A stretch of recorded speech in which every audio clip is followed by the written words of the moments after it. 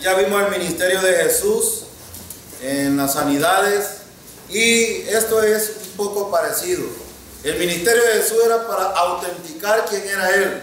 El ministerio de los apóstoles era para autenticar el apostolado y el mensaje que ellos traían, de dónde provenía. Recuerdan ustedes que todas las cartas que el apóstol Pablo escribió siempre dice: Pablo, siervo de Jesucristo, apóstol de, y empieza a explicar, porque este es muy importante entenderlo.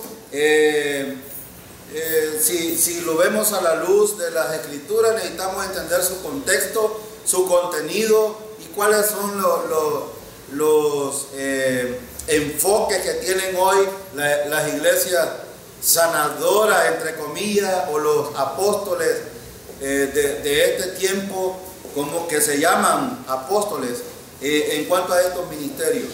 Hoy espero terminar este estudio y el otro domingo, si Dios nos permite estar vivos y no nos hemos ido con el Señor, vamos a ver un tema muy importante, que es una práctica falsa y yo diría tanto demoníaca dentro de las iglesias. Un día de estos hablaba con un creyente en Guatajiagua y él me preguntaba esto: hermano, me dice, fíjese que estuve hablando con un grupo de jóvenes y los jóvenes casi siempre me dicen: yo pienso, yo creo.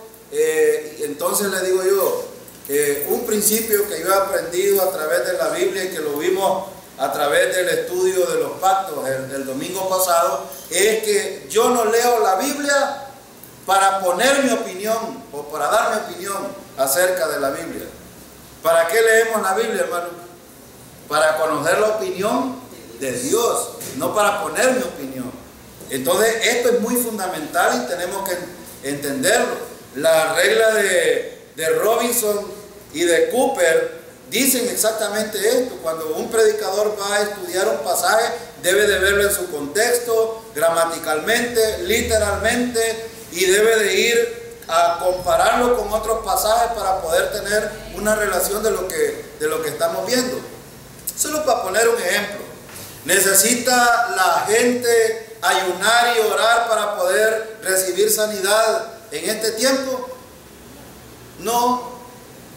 Pregunto, ¿el ayuno es una práctica de la iglesia bíblica?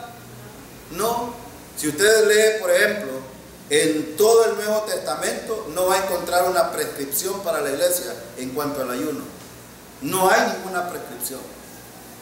No hay.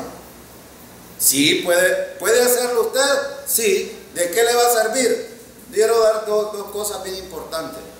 Número uno, el ayuno solo le va a servir para desintoxicar su cuerpo, en primer lugar. Y en número dos, no le va a servir si usted está tratando de ayudar a Dios a que haga algo para usted. Entonces dije, lo que sí sirve y lo que no sirve. Porque muchos quieren torcerle el brazo a Dios a través de los esfuerzos humanos. ¿Saben cómo se llama esto? Ascetismo. Y Dios no está de acuerdo con el ascetismo. Entonces, ¿qué es lo que sí le agrada a Dios, hermano? ¿La obediencia? ¿Qué es lo que le agrada a Dios? Hemos olvidado, estoy pasando un examen. Lo que le agrada a Dios es la fe, hermano. Sin fe es imposible. Entonces no es que yo hago esfuerzo para agradar a Dios, sino que dependo de Él y Dios está agradado y Él hace en mí algo. Esto no funciona de la manera equivocada. Por eso es que los ministerios de sanidad en la Biblia necesitamos verla en su contexto y también los propósitos por los cuales fueron hechos. Ahora, he hablado un poco acerca de las sanidades del día de hoy y de las cosas que la gente trata de hacer para recibir un favor de parte de Dios equivocadamente, porque es una práctica de la iglesia y es una práctica equivocada. Yo no debo de ayunar. Bueno, ¿cuál es la recomendación de Pablo en cuanto a buscar al Señor para poder recibir algo? ¿Qué es lo que dice Pablo y los demás escritores? Aún en el Antiguo Testamento de lo que necesito hacer. ¿Qué necesito hacer? Orar. Esta es una orden para la iglesia. Es decir, pero orar a Dios determina que Dios va a hacer un milagro en mí. Tampoco. No, es la voluntad de Dios. Por eso es que yo a veces estoy duro cuando digo algunas cosas, porque a veces los creyentes creemos que si pasamos orando todo el tiempo, Dios nos escucha. Sí nos escucha, pero no es la oración la que determina lo que Dios va a hacer en mí, porque entonces es como que Dios fuera mi siervo. Y aquí es al revés. Nosotros somos siervos, Dios es el Señor, por lo tanto Él determina a quién, cuándo y cómo hacen las cosas. Y esto es lo que a veces no nos gusta entender o no queremos persuadirnos de esta verdad. El Señor obrará en la manera que Él quiere, no como nosotros queremos. Y cuando vemos el ministerio de los apóstoles, necesitamos ver su propósito. El propósito por el cual los apóstoles sanaban era autenticar, fíjense bien, que eran apóstoles de Cristo, y autenticar el mensaje que enseñaban. Ahora, dos cosas importantes. Ahora, si ustedes se fijan en las cruzadas de hoy, ¿qué es lo que quiere? ¿Cuál es el propósito de las sanidades de la mayoría de los pastores que sanan, sanadores? ¿Cuál es el propósito? Que den dinero. Las cruzadas son pagadas, hermanos, no son gratis. No son gratis. ¿Por qué estos hombres sanadores no van a los hospitales? Ayer hablábamos de la opresión y de la justicia, del juicio y justicia en el estudio de Salmo 72. ¿Por qué no van estos que tienen el poder para hacerlo a la gente pobre que necesita sanarse? ¿Por qué no van? Porque no les interesa. No es el propósito autenticar que eran seguidores de Cristo y autenticar el mensaje. Pregunto, Pedro y Pablo, ¿cuál fue el mensaje que predicaron? La gracia. Ambos se pusieron de acuerdo y dijeron, bueno, dijo Pedro, si este trae el mismo mensaje que nosotros predicamos, ¿por qué le vamos ¿cómo se llama?, hacer tropiezo? ¿Por qué? Entonces cada uno de ellos fue a un grupo distinto. Pablo a los gentiles y Pedro a los judíos. Pero recuerdan ustedes hacia dónde iba primeramente Pablo cuando iba a predicar a un lugar. A los judíos. Él llegaba a los judíos y después salía para los gentiles. Ahora, no significa de que Pablo era exclusivo para los gentiles. El mensaje era un mensaje para todas las personas. Romanos capítulo 1, versículo 16. Porque no me avergüenzo del evangelio, porque es poder de Dios para todo aquel. Todo aquel no limita al judío solamente o al griego. Y él por eso dice, primeramente al judío y también al griego. Es decir, él trataba de autenticar que vieran realmente esto. Y tenemos algunas citas bíblicas, por ejemplo. Quiero explicar un asunto importante porque muchos pastores se pierden también en su contexto. ¿Cuál es el contexto de Hechos? El contexto general de Hechos, hermanos, es la transición del inicio de la iglesia en Pentecostés hacia el crecimiento de la iglesia hasta el día de hoy. Y era una transición. ¿Transición de dónde? De la ley a la gracia. De Jesucristo al apostolado. Ven, la palabra transición significa el traspaso.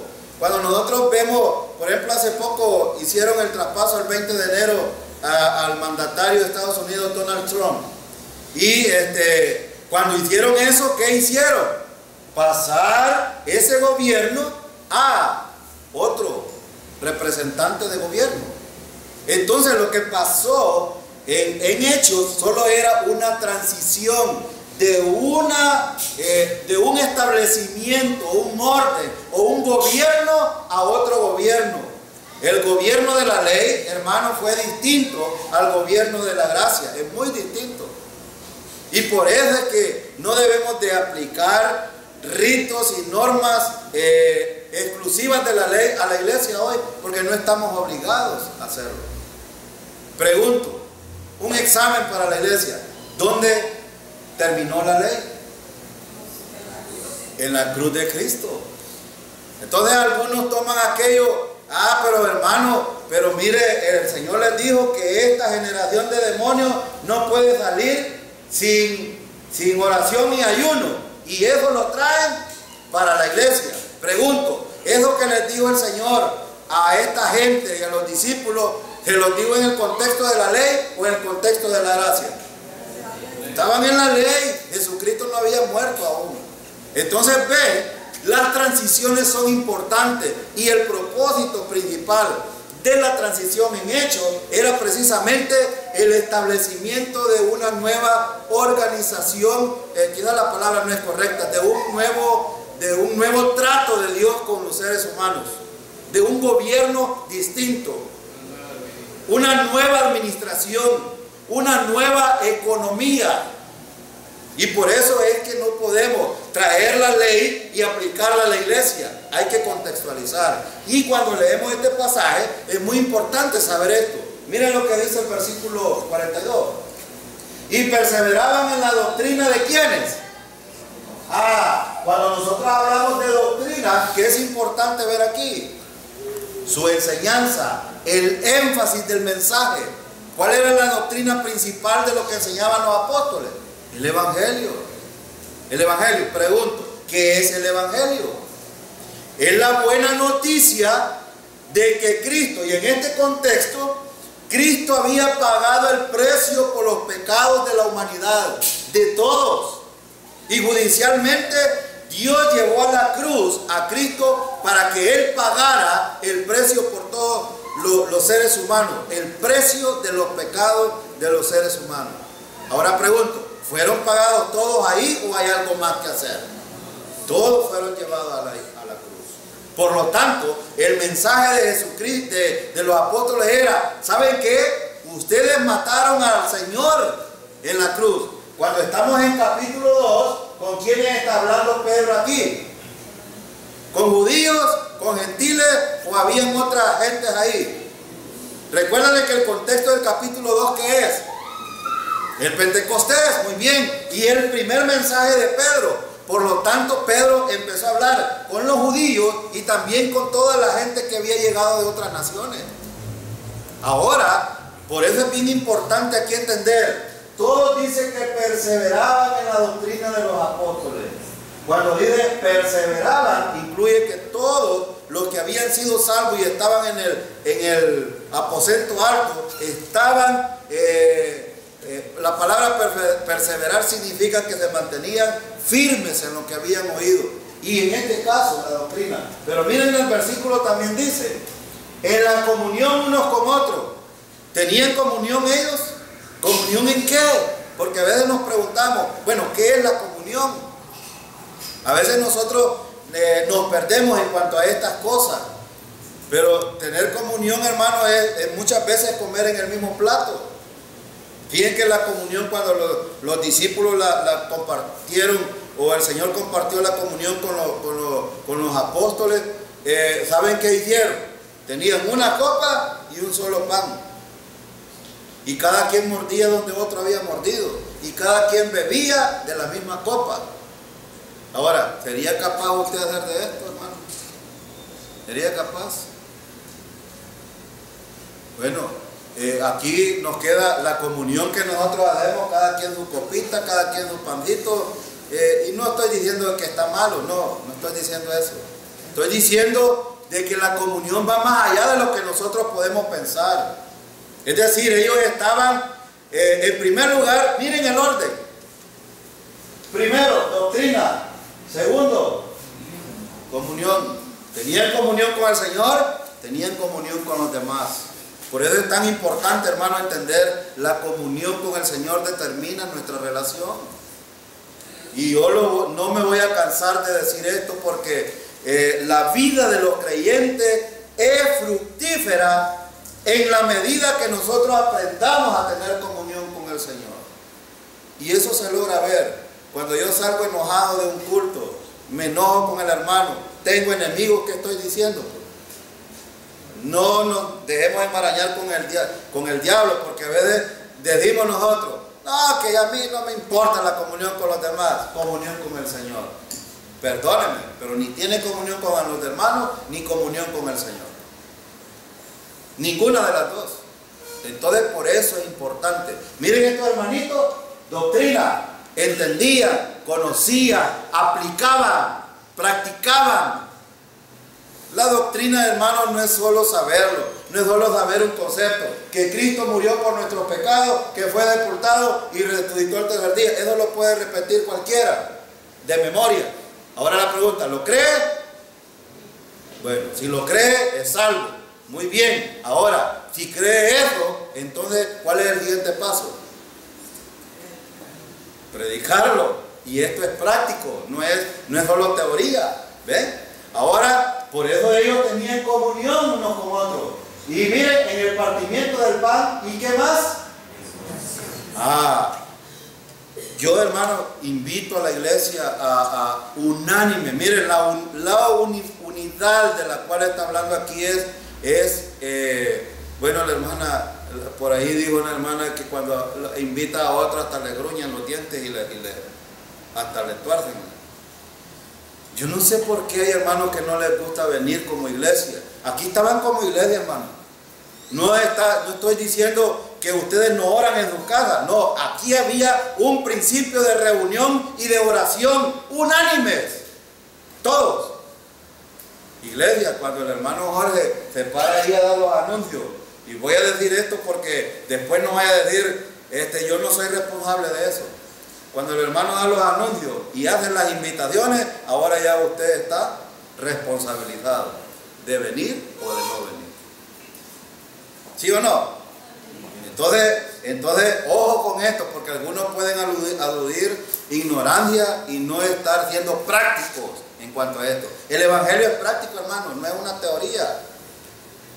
Entonces, dejémonos de rebeldía como creyentes y empecemos a actuar. Lamentablemente, los rebeldes siempre vienen tarde a los estudios. Lamentablemente. Y aquí está la gente obediente, pues. A las 9 empezamos y a las 9 ya estaban ustedes. Pero los rebeldes vienen el domingo y vienen tarde todavía. Que son los que deberían de escuchar esto. Pero miren la actitud de los creyentes. La transición era distinta, hermano. Una transición de una economía o de una administración, nosotros debemos de verla desde un punto de vista distinto. La gracia me liberta del infierno y por gratitud, por la felicidad que me causa el gozo de saber de que ya no voy para el infierno, debe de animarme a tener comunión con los hermanos alrededor de todo lo que hacemos. ¿Ven? Miren los hermanos, doctrina, comunión en el partimiento del pan, y también tenían oraciones. Oraciones. Miren qué importante. Ahora, pero también había otra cosa. El 43 dice, y sobrevino temor a toda persona. ¿A cuáles personas? A todas las personas, hermano. A todas. Todas las personas que estaban ahí. Mire, dicen que sobrevino, yo no sé cuánto respeto tiene usted para el Señor. Y me voy a incluir, ¿cuánto respeto tenemos nosotros para el Señor? Ojalá que nosotros como iglesia aprendamos que el Señor merece todo el reconocimiento, el respeto, porque no hay nadie más a quien darle la adoración. Es muy importante. El hermano, ayer es algo que yo siempre he pensado y he tenido miedo de decirlo. He tenido miedo, pero por ahí dijo alguien, parece que Spurgeon dijo esto: si vas a suavizar el evangelio para no ofender a los demás, entonces mejor ya no sigas predicando. El evangelio, hermano, no hay que tirarlo así light para que, como quien dice, para que no se ofendan. El hermano ayer decía, hay muchos que pueden caminar y no vienen aquí, no mueven sus pies teniendo el tiempo para hacerlo. Y hay gente que no puede caminar. Espero yo, y yo lo he dicho, espero de que no estén tirados en una cama para después decir, cómo quisiera caminar para poder ir al culto. Tengamos cuidado porque a veces nosotros somos tan insensatos. Esto del respeto, miren la gente, y sobrevino respeto, quiere decir aquí, a toda persona. Respeto hacia el Señor. Pero también dice el versículo, y muchas maravillas y señales eran hechas por ¿quiénes? Pero ¿cuál era el propósito? Autenticar lo que había dicho anteriormente. Y si no queda claro esto, veamos otro versículo, Romanos 15, 18 al 19. Miren lo que dice, porque no os haría hablar sino de lo que Cristo ha hecho por medio de mí para la obediencia de los gentiles. Miren, Pablo está hablando aquí, dice, Cristo ha hecho unas grandes cosas en mí, ¿para qué? Para que los gentiles fueran obedientes. Noten lo que dice, que Cristo ha hecho por medio de mí para obediencia de los gentiles. Hermano, ¿le interesa a Dios que los creyentes seamos obedientes?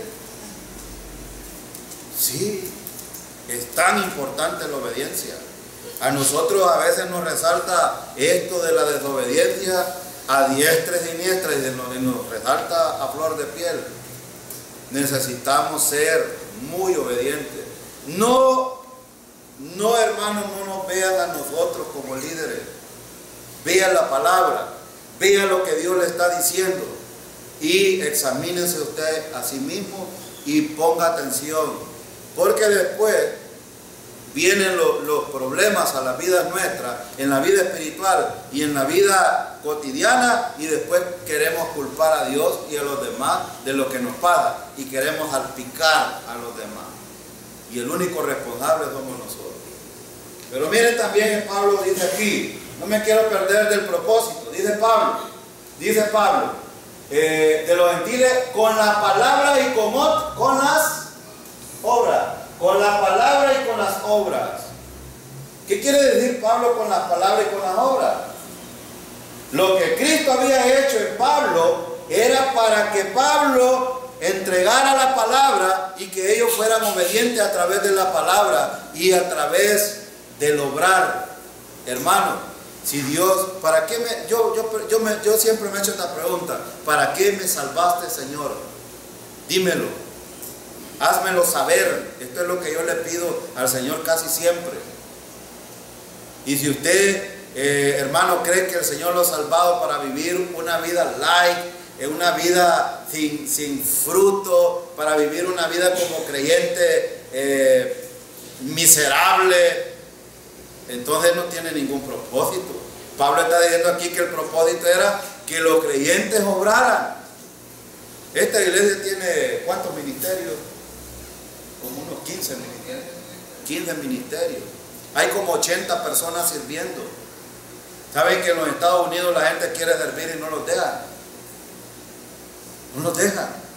Hay siempre gente que se está oponiendo a los ministerios. Y aquí hay tanta libertad. ¿Por qué? Porque entendemos que los creyentes, ¿qué deben de hacer? Obras. Y las obras no son nuestras obras, hermanos. Son las obras que Dios preparó de antemano para que andemos. Dime el versículo, hermano. Efesios 2:10. Primero la salvación, buenas obras después. Las obras tienen un lugar adecuado, un lugar correcto de aplicarlas. Pero no son mis obras, son las obras de Dios. Y por eso aquí estamos viendo. ¿Cuál era la obra que Pablo estaba haciendo aquí? Predicando el Evangelio. Ahora miren lo que dice el 19. Con potencia de señales y prodigios en el poder del Espíritu de Dios, de manera que desde Jerusalén y por los alrededores hasta Lírico, todo lo he llenado del Evangelio de Cristo. Miren, Pablo, todo lo he llenado del Evangelio de Cristo. ¿Por qué es que necesitamos salir nosotros también como iglesia a otros lugares? Algunos me preguntaban, hermano, ¿y por qué un instituto aquí, por qué otro allá? Porque allá también hay necesidad, hermano. En San Miguel hay muchos institutos, ¿sabían ustedes? Asambleas de Dios, apóstoles y profetas, testigos de Jehová, mormones, tienen institutos. Pero todos ellos están errados en cuanto a la doctrina. Necesitamos ir a enseñar ¿qué? El Evangelio de Cristo. Con el hermano Bel tuvimos la experiencia en Colorado. ¿Qué predicamos? El Evangelio. Porque la gente necesitaba salvarse. Ahora, esto es importante. Pero también, una pregunta. Si todos los cristianos ejecutan tremendos actos, ¿cómo estas sanidades pueden servir como señales de apostolado?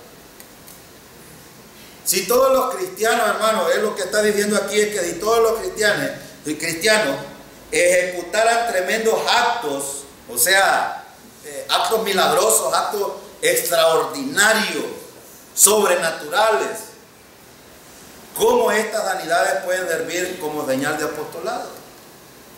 ¿Pueden servir o no pueden servir? Yo iba a decir algo parecido a lo que acaba de decir el hermano. Porque hoy, hermano, muchos, aún no siendo apóstoles, llamados apóstoles de estas generaciones, muchos de ellos hacen sanidades. No significa que Dios está obrando a través de ellos, porque el diablo también sana. A través de María, a través de otros santos, a través bueno, etcétera, etcétera. No significa que Dios está haciendo esto. Pero ¿saben? Lo que aquí, en cuanto al apostolado, si las sanidades pueden servir como señales de apostolado, no sirven para eso, de nada. Porque hoy día nosotros entendemos que doctrinalmente, teológicamente hablando, ¿hay o no hay apóstoles hoy en día? No hay, por lo tanto no sirven para nada. Si yo, predicador, me parara aquí a hacer una cruzada de sanidades y milagros y prodigios hoy, esto no significa de que eso me autentica para ser apóstol. Porque inclusive muchos de los sanadores hoy por hoy ni salvos son. ¿Sabían ustedes? El problema de todos estos puestos y evangelios se debe a que se alejan de estudiar sola la palabra. Y se ponen en tradiciones, en voluntades de hombres, en mandamientos de hombres. Cuando nos centramos que solo la palabra como regla de fe y práctica, no nos perdemos. Y esto es lo que nosotros insistimos. Miren, hay algunos creyentes aquí que son tan soberbios que uno les dice, vengan a los estudios, vengan, y no quieren. No quieren, pero ese es un problema entre ellos y el Señor, al final. Otra cosa importante, si es que no hay apóstoles hoy, ¿por qué estas sanaciones serían necesarias? ¿Por qué serían necesarias? Si es que no hay apóstoles hoy, ¿por qué serían necesarias las sanaciones? Porque testifican que Dios no ha cambiado. Hermano, ¿ha cambiado Dios o es el mismo de toda la eternidad? Sigue siendo el mismo. El problema no está con Dios, y vuelvo a repetir, es que no es Dios el problema. El problema es que yo le quiero agregar o dar una opinión y agregarle la opinión a la palabra. Ya decía el hermano Bed, cuando nosotros vamos a la palabra y meditamos y reflexionamos en la opinión de Dios, estamos ubicados. Pero cuando yo quiero agregar una opinión a la palabra, estoy desubicado. Porque aquí viene la filosofía, vienen los ritos, vienen las tradiciones, y le añadimos un montón de cosas. Y la iglesia, en vez de parecer la iglesia del Señor, parece la iglesia católica. Parece la iglesia católica. No tenemos imágenes en las paredes, pero sí tenemos otras cosas que nos pierden, nos hacen perder la mirada en nuestro Redentor, que ahí es donde necesitamos tenerlo. Ojo con esto, hermano, por eso es que sin fe es imposible agradar a Dios. Yo necesito ir por fe al Señor, porque Dios no ha cambiado. En ese momento las sanidades sirvieron para respaldar los ministerios de los apóstoles. Pasado eso, en este momento sirven para testificar que Dios no ha cambiado y que es poderoso. Así es.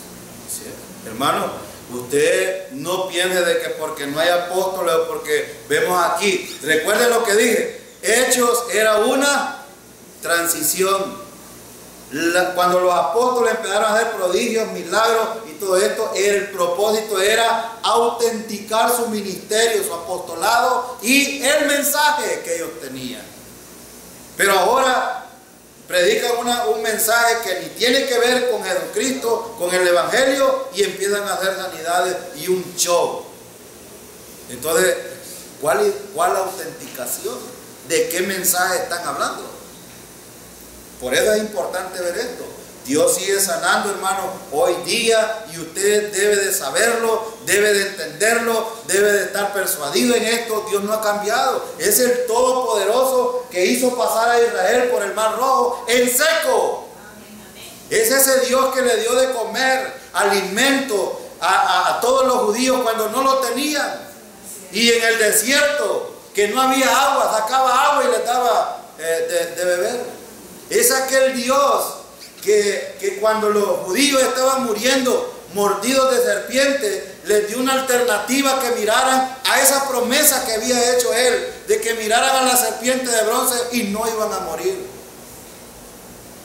Y es el Dios que nos sigue haciendo milagros a nosotros. Es correcto. Ahora por eso usted debe de saber que el Todopoderoso no cambia y es el mismo, y es el que lo sana, es el que lo levanta, es el que lo restaura, es el que lo consuela, es el Todopoderoso, hermano.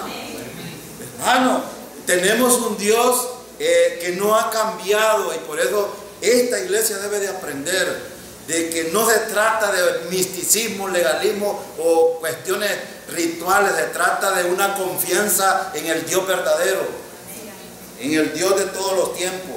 Ahora, sus sanaciones eran inmediatas y totales. Los apóstoles, hermanos, solo hablaban, solo tocaban, igual como lo hacía Jesús. Vean lo que dice Hechos capítulo 3, versículo 2 al 8. Vamos a leerlo todo el pasaje. Dice: y era traído un hombre cojo de nacimiento, y quien ponía cada día la puerta del templo, que se llama La Hermosa, para que pidiese limosna de los que entraban en el templo. Cuando vio a Pedro y a Juan que iban a entrar en el templo, le rogaba que le diese limosna. Pedro con Juan, fijando en él los ojos, le dijo: míranos. Entonces él estuvo atento, esperando recibir de ellos algo. Mas Pedro dijo: no tengo plata ni oro, pero lo que tengo te doy. En el nombre de Jesucristo de Nazaret, levántate y anda. Y tomándole por la mano derecha, le levantó, y al momento se le afirmaron los pies y tobillos.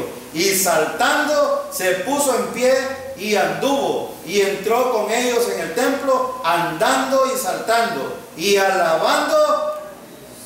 Miren el resultado. Los creyentes que han sido sanados no deben de ser malagradecidos con el Señor. No vamos a leer todo el pasaje, pero miren, hermano, Pedro pasó largo tiempo para que fuera sanado. ¿Cuánto tiempo dice el pasaje que tenía? ¿Cuánto tiempo tenía Toda su vida. Lo miraban todos los días en la puerta del templo. Los judíos sabían todo esto. ¿Y en cuánto tiempo lo sanó? ¿Fue sanado a través de Pedro? Al instante, hermano. Miren, dice que Pedro, tomándole de la mano derecha, le levantó, y al momento se le afirmaron los pies. Al momento, esta palabra es importante. Al momento, instantáneo. Dos observaciones, hermano. Sí. Los apóstoles afirman: no tengo plata. Y los apóstoles de ahora, sí. Dos. ¿Cuánto le costó el milagro a él? Nada, gratis. Así de que si tú has recibido un milagro, hermano, ¿cuánto te ha costado? Es por gracia. Aún la vida cristiana, aún las cosas que el Señor hace, son por gracia. No lo merecemos. Pero mire, la actitud de un creyente es importante también. ¿Qué tomó efecto la sanidad de este hombre? Mire, saltando, dice, bueno, yo me imagino que este hombre saltaba de alegría, pero ¿por qué saltaba, hermano? Había estado toda su vida paralítico y saltaba para que lo vieran de que Dios había hecho un milagro en él. Pero miren qué hacía él, alabando, gloria al Señor. Esto es lo que necesitamos hacer. No miren a diestra y siniestra, miremos siempre a nuestro Redentor. No dejemos de mirar a nuestro Redentor. Debemos de tener fija nuestra mirada en el Todopoderoso, en el que ha sido por todos los siglos y lo será. Esa es la actitud correcta. Esa es la actitud. Algunos hermanos vienen a la iglesia a buscar un milagro y luego Y no vuelven. y creen que pueden jugar con Dios o que, Sí. que eso, lo buscan como un lugar de sanidad que es, pero la actitud es esa. Entonces algunos no reciben por algunas circunstancias que Dios ya sabe. Es correcto esto.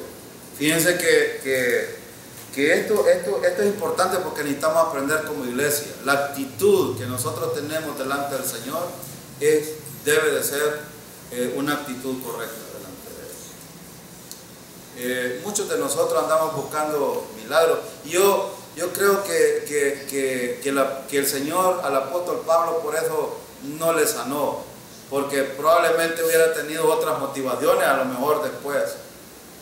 Ahora, esta es una relación personal con el Señor. De hecho, cada quien sabe cuáles son sus motivaciones. Hay gente que busca milagros para que se les resuelvan sus problemas, pero después no quieren absolutamente nada con el Señor. Entonces esto es bien importante. Hermanos, no pierdan de vista los propósitos. ¿Cuál es el propósito por el cual los apóstoles sanaban? Autenticar su ministerio y también el mensaje. Eran dos propósitos. Ahora, ¿qué estás haciendo tú para que Dios pueda hacer algo en tu vida? ¿Qué estás haciendo? Bueno, si no estás haciendo nada, entonces, no sé, Dios es soberano, puede hacer algo tal vez para que te ponga pilas, como dicen ahí algunos, o puede volverte más desgraciado para que entiendas que Dios se debe de respetar. 3. Sus sanaciones eran abundantes e innegables. Abundantes e innegables. Veamos Hechos capítulo 4, 15, 17. Entonces les ordenaron que saliesen del concilio y conferenciaban entre sí, diciendo: ¿qué haremos con estos hombres? Porque de cierto señal manifiesta ha sido hecha por ellos, notoria a todos los que moran en Jerusalén, y no lo podemos negar. Sin embargo, para que no se divulgue más entre el pueblo, amenacémosles para que no hablen de aquí en adelante a hombre alguno en este nombre. Aquí empezó una persecución a Pedro, y Pedro tuvo un problema serio ya con las autoridades. ¿Y qué trataron de hacer ellos? Callarles la boca para que no siguieran hablando. Pero noten aquí, dice, ¿qué haremos con estos hombres? Porque de cierto señal manifiesta ha sido hecha por ellos, notoria a todos los que moran. Todo Jerusalén habían visto lo que Pedro y los discípulos estaban haciendo. Sí, era innegable, hermano. Esto está como que quisieran tapar la muerte de Jesucristo, como hicieron hasta el día de hoy en Jerusalén. Alguien me decía que fue a Jerusalén, que hasta el día de hoy, cuando hablan con un judío que es radical, se cuenta el cuento que dice Juan de que se robaron el cuerpo de Jesús. Todavía en Jerusalén, todavía. No fue eso lo que le dijeron los rabinos a los soldados: pues tomen este dinero y vayan a decir que el cuerpo se lo robaron. Hasta el día de hoy. Pero esto era notorio y no podían negarlo. Sin embargo, trataron de negar que lo que Dios estaba haciendo a través de los apóstoles. Ahora, número 4.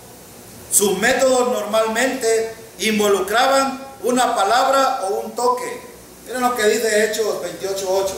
Y aconteció que el padre de Publio estaba en cama, enfermo de fiebre y de disentería, y entró palabra Pablo a verle, y después de haber orado, le impuso la mano y lo sanó. Era inmediato, con solo un toque, ¿verdad? Y dice aquí, involucraba una sola palabra. Él impuso la mano y fue sanado. Ahora, la pregunta que muchos se hacen: ¿esto es un aspecto doctrinal? ¿Debe de hacerse hoy día? Hechos, hermano, es un libro histórico. Cuenta las maravillas de lo que Dios hizo a través de los apóstoles y la iglesia del Señor en todo ¿cómo se llama? La transición de esta economía. Significa de que yo debo de imponer las manos. Bueno, la imposición de manos era una cuestión de autoridad. Hoy por hoy, por ejemplo, cuando van a delegar a un mandatario en un país, ¿qué es lo que hacen? Una juramentación. Es exactamente lo mismo que hacían los apóstoles con otras personas para darle autoridad en un ministerio.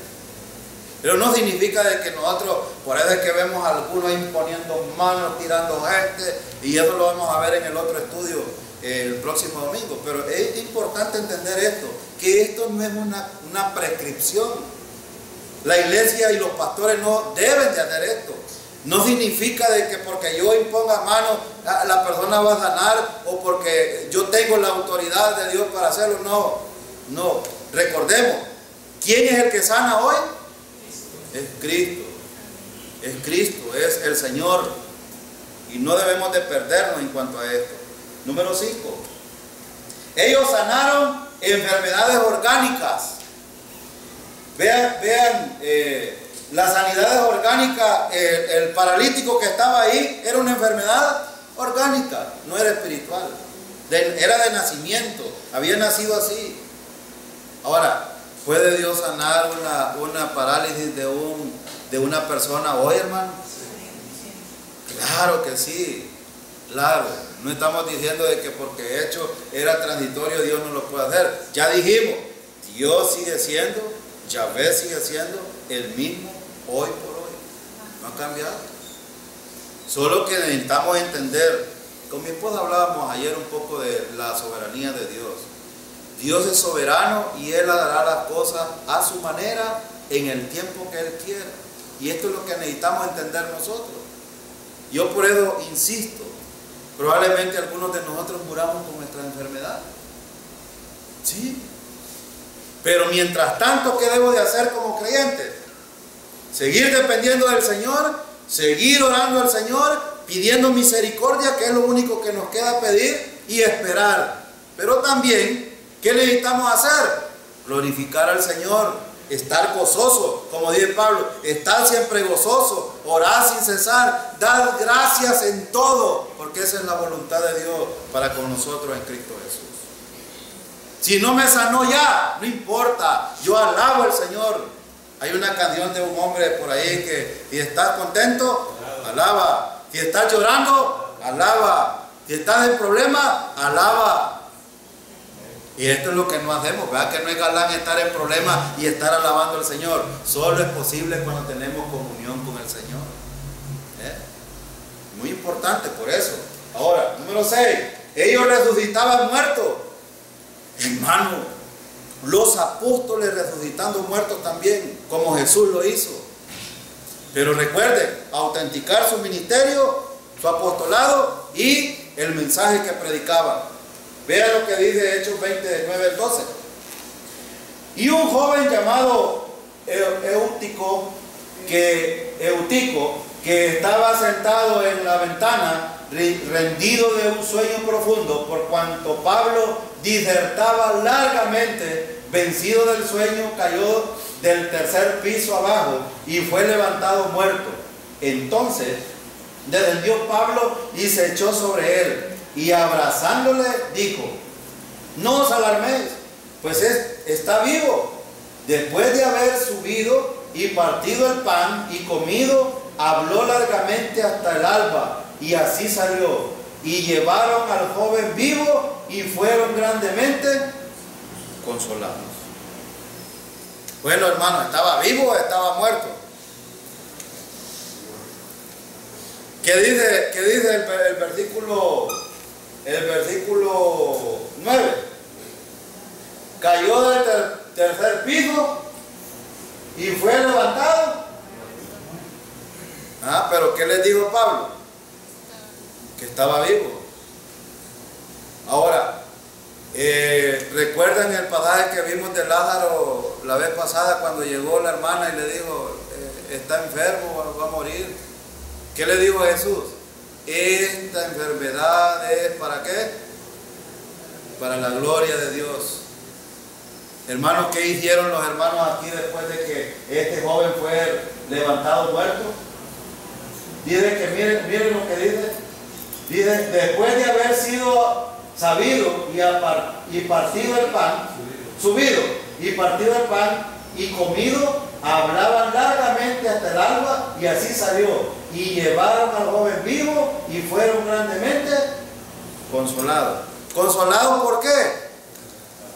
Porque estaba vivo, y había un consuelo porque estaban haciendo las cosas que eran correctas y adoraban al Señor. Adoraban al Señor. Ellos sanaron a incrédulos. Porque la pregunta, hermano, ¿Dios sana a incrédulos? ¿Saben que este que está aquí fue sanado a los 9, 8 años de un problema renal? A mí se me inflamaban los riñones y aquí se me metían las pelotas. 9 años. No había confiado en el Señor, por supuesto. Pero ¿para qué era esa enfermedad? Hoy puedo decirlo. En ese momento no lo entendía, pero hoy puedo decir lo que era para la gloria de Dios. Ahora, ellos sanaron a incrédulos. Mire Hechos 5:16. Aún de las ciudades vecinas, muchos venían a Jerusalén trayendo enfermos y atormentados de espíritu inmundo, y todos eran sanados. Enfermos, atormentados, espíritus inmundos, gente que estaba endemoniada, eran sanados. No es lo que tenían fe. No, mire qué importante. No se pierdan de vista, hermano, el propósito que estamos viendo. Era una cuestión de Dios con los apóstoles para autenticarlo, para que la gente lo reconociera con la autoridad con la cual hacían estas cosas. Ese era el propósito. ¿Usted cree que un endemoniado cree en Dios? ¿Tiene fe en el Señor? No, hermano, y yo recuerdo que mi mamá hasta me quería dar duro porque me mandaba para las procesiones y yo me iba para otro lado. Y esperaba que llegara allá a mí nunca me gustó la iglesia católica. Y pasé por el bautismo y pasé por la confirmación y toda la primera comunión y todas las cosas porque me obligó. Pero a mí jamás. Yo llegaba y miraba a San Gerardo, que el hermano Jorge le cuenta, ese San Gerardo nunca lo sacaban porque pesaba como 1 tonelada quizás ese santo. No lo sacaban por eso, porque como allá cargadito, pues. Entonces hoy lo sacan aquí en carroza, como ya hay nuevos métodos. Pero fíjense que a mí hasta miedo me daba eso. Pero yo creo que el Señor tenía propósitos desde entonces conmigo. Pero, hermanos, el Señor sana también hoy a los incrédulos. El problema no es Dios, el problema es la gente. ¿A quién le da los créditos Dios? Santa María me sanó, San José, San Antonio me consiguió la mujer y la novia que quería, o el novio. Como dice un dicho, pedirle a San Antonio que te mande un novio todos los domingos, así de la canción. Pero no, hermano, no se trata de eso. No es la fe, no es tanta fe que tiene, sino es el poder de Dios manifestado con propósito principal. Ahora, ellos sanaron en momentos donde no se ejercitaba fe, ya lo dijimos. Aquí hay un ejemplo, miren, Hechos 9, 11, 12. Y hacía Dios milagros extraordinarios por mano de Pablo, de tal manera que aún se llevaban a los enfermos los paños y delantales de su cuerpo, y las enfermedades se iban de ellos, y los espíritus malos salían. hermano, tenían fe esta gente. No, él sanaba inclusive a los que no confiaban en el Señor. Porque ¿cuál era el propósito? Autenticar el ministerio de Pablo, que era apóstol, y su mensaje. Ese era el propósito. ¿Cuál es el propósito de los ganadores de hoy? Vuelvo a preguntar. Dinero. Ellos no les interesa el evangelio, no les interesa la salvación de los perdidos. Vea que una iglesia le vende agua en bolsa o en botella. Si es en botella vale más. La en bolsa vale 20. En botella vale 30 o 40. Pero se llena. Vean ahí en el canal de San Miguel, en uno de los canales más famosos de San Miguel. Véanlo, ahí tienen un programa ellos de que el arca del pacto, que el manto sagrado, que el aceite ungido y un montón de cosas, y la gente va. Y es ganada gente ahí. Sí, hay mucha gente que es ganada.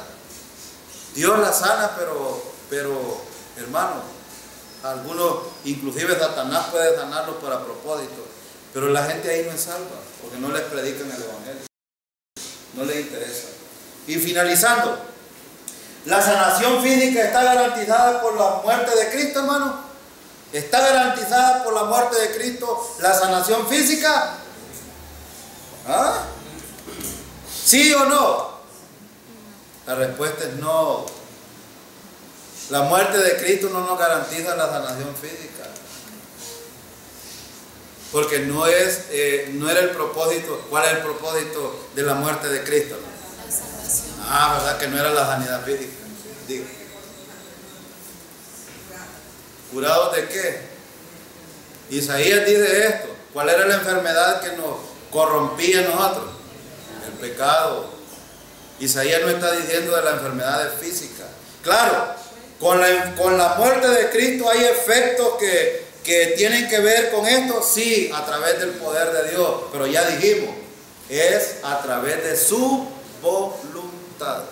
Si eso hubiera sido cierto, entonces los apóstoles no hubieran podido hacer estas señales porque no era necesario. No era necesario, porque por la sangre de él eran sanos todos.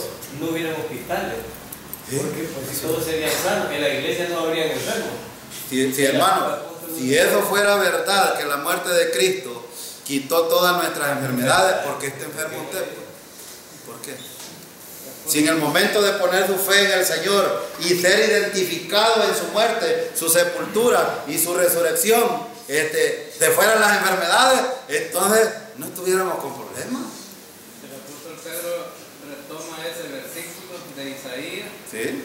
Pero lo aplica a la salvación. Correcto. Comprados por precio. Del mismo versículo. Sí. La mayoría de predicadores usan este pasaje de Isaías y aún el de Pedro para enseñar esas dos cosas. Fuimos sanados del pecado, pero esta muerte de Cristo nos garantiza la sanidad. Yo no estoy diciendo, hermanos, que Dios no puede sanarlo a usted en ninguna manera. Dios lo puede hacer. Él es todopoderoso, Él es soberano, Él lo puede hacer. Pero no significa que la muerte de Cristo, su propósito era sanarnos a todos de las enfermedades, no era eso. Y si ese hubiera sido el propósito, ningún creyente estuviera enfermo. ¿Es correcto? Bueno, y segundo, Y segundo, que después de la muerte de Cristo no hubiera habido cristianos fieles enfermos. Y lo hubo. Sí. Hermano, quiero invitarlos a que hagamos este tipo de comentarios y preguntas. Es muy importante. Usted debe de ir. Este es un estudio, no es misa, hermano. Este es para que necesitamos aprender, ¿verdad? Y ese es el propósito. Queremos aclarar algunas cosas que pueden estar confusas en la mente nuestra, porque es peligroso, también puede desviarnos la atención de nuestro Redentor. Ahora, compare Isaías 53:5 con 1 de Pedro 2:24. No tengo mucho tiempo, solo quiero ver lo que dice Isaías. Mas él herido fue por nuestras. Muy bien. ¿Cuáles eran nuestras rebeliones? Pecados. No dicen nuestras enfermedades, ¿verdad? Amén, hermano, amén. Dice, molido por nuestros. Noten que no está hablando de enfermedades aquí, está hablando de pecado. El castigo de nuestra paz fue, el castigo que era para nosotros fue sobre Jesucristo en relación al pecado. Y por su llaga fuimos nosotros curados ¿de qué? Del pecado, no de las enfermedades, porque no está hablando de enfermedades aquí. ¿Aclarado el asunto? Amén. Bueno, vea lo que dice Pedro. Y 1 Pedro 2:24 dice, quien llevó él mismo nuestros en su cuerpo sobre el madero, aquí está el propósito, para que nosotros, estando muertos a los pecados, vivamos a la justicia, y por cuya herida fuimos, ¿de qué, hermano? ¿Se aclara el asunto?